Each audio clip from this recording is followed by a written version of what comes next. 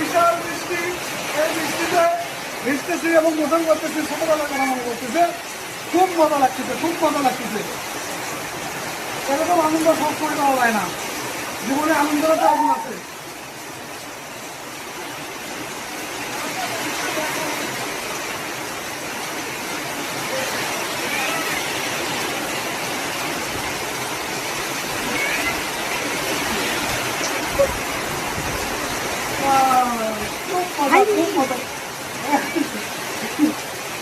খুব মজা হচ্ছে, খুব মজা হচ্ছে, বৃষ্টিতে খুব মজা হচ্ছে।